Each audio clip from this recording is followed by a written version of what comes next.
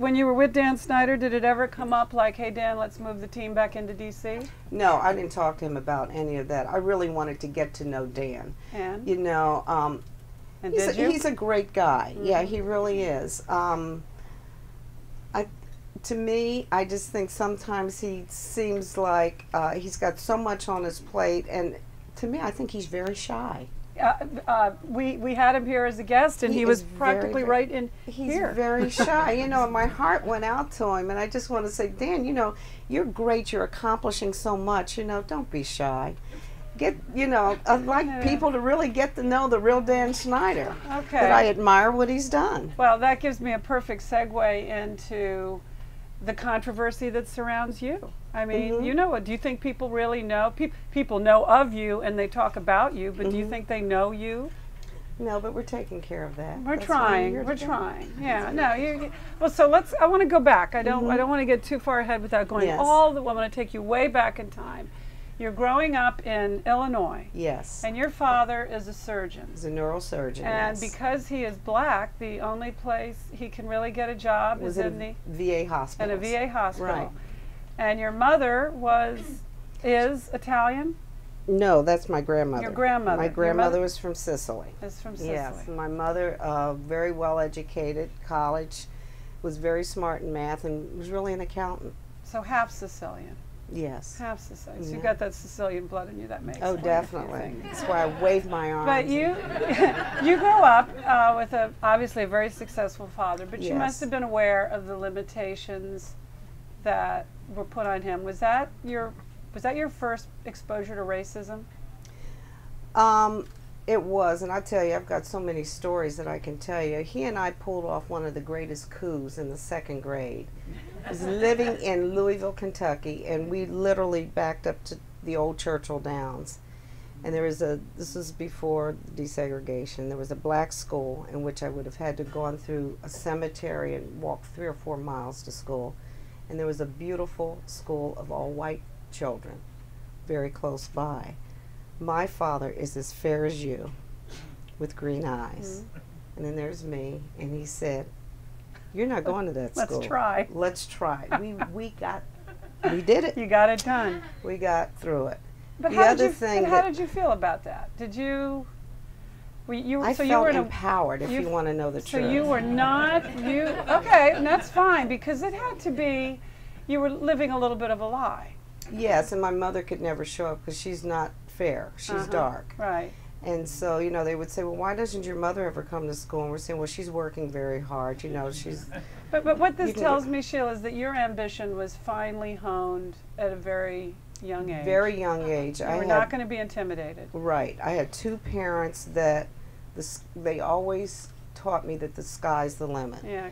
And to never, ever sit back, be victimized, make sure that you are in charge of your life, and don't ever let anybody tell you what you need to do. You make up your own mind about things. And even growing up, were you able to pull that off? Were you able to get through without being victimized? Oh yeah. I mean, there were times, you know, I was called High Yella. I was very successful in school, and I was they tried to intimidate me by that. I remember getting beat up one day because I had to go under an underpass. And, you know, there's always people out there that are jealous because of their own insecurities. And I remember this one girl, and I felt sorry for her, but boy, she beat the crap out of me when we went under this underpass. But she was just upset. She says, I hate the way you look, I hate your long hair, I hate this. And even to this day when I think about that, I'm thinking that poor young woman. I would really like to know what she's doing now. But she was just so filled with hate and jealousy. And there are people out there. And, you know, that was a hard lesson for me to understand, because I was sort of Pollyannish and I thought everybody was great and, you know, people didn't hate me. Not after getting beaten up. Right. And I remember one time, even before 2nd grade, when I was living in St. Louis. I moved every 10 months because of my father. And I remember being on my tricycle, and there was a neighbor down the street, and the little girl asked me to come over and play with her. And when I got to the front of the building, her mother was out there, a big woman. I'll never forget. She had her arms crossed, and she said, we don't allow niggas in the house. And she said, and I looked at her, because I didn't understand what that word was, first of all. Yeah. And she said, "You're black, honey, you're black." And I looked at I said, "No, I'm not." She says, "Like the stones over there." And I said, "But no, I'm not black."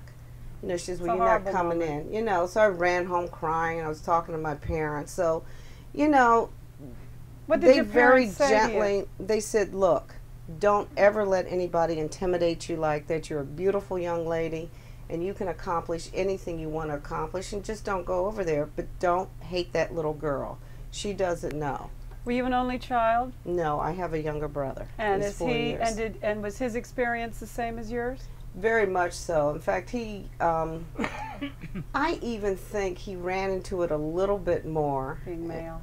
Being a male has been especially difficult for him.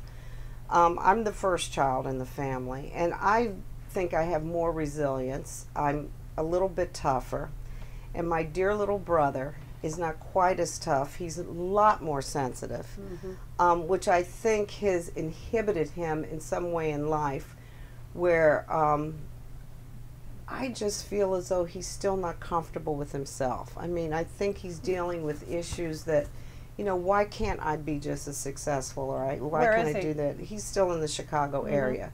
He's very successful in his own right, but he has never felt as though he is successful because he's always measuring himself against me. And constantly I have to boost him up and say, "Look, you are successful at what you're doing. What you're doing, I mean, he's got talent. He's a lot smarter than I am. I mean, I just think he's a genius. My nephew is a member of Mensa. You know, I mean, my brother's got everything going, but just doesn't have it within himself to believe in who he is and what he can do."